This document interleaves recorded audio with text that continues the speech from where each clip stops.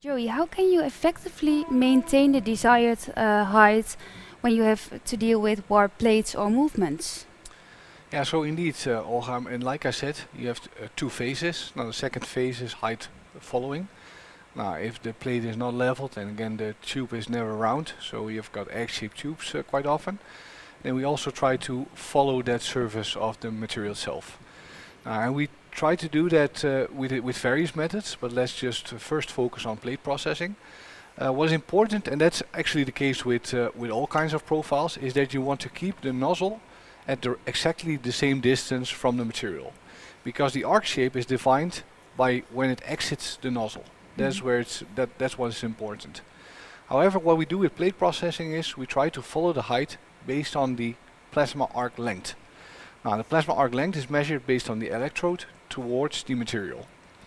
What's important now is that the electrode wears down, so and then the arc becomes longer, and then normally the nozzle would go a bit more to the material, impacting your cut quality. So what we do within our plate processing systems is that we try to take a sample with each cut of what the impact of the consumable wear is on the arc voltage, and then we correct for that. Yeah. The plasma arc we follow over the cut, so when the plate goes up, the arc gets shorter, and we send the torch upwards again. And so with that method we try to follow the surface of the material itself. Yeah. What is important is that for this method to work, the programming order of the bevel should also be done in a specific manner. So if we look at, we made a video of that to explain a bit of how we should look at that. Imagine if we have an X bevel. Steph already explained that if we have an X bevel, it's a multi-sided cut. Normally you always want to make sure that you cut from top to bottom or towards your part. And we explain that by trying to do it in a different manner. So imagine if we have an X bevel and we try to cut the top first of the X bevel and then cut the bottom.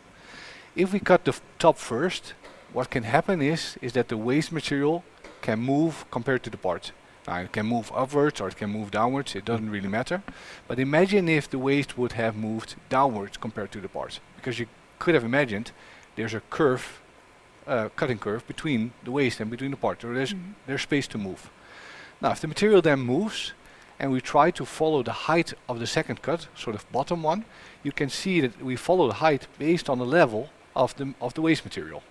Now, and that influences then the bevel accuracy. Yeah.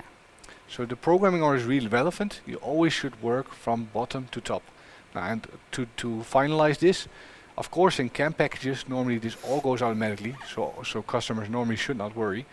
But especially if you program parts manually in CAM packages, then it's really important to understand that you should work from bottom to the top. Okay. So really something that shouldn't be underestimated by the users. Yes, indeed. You should not be underestimated. Okay.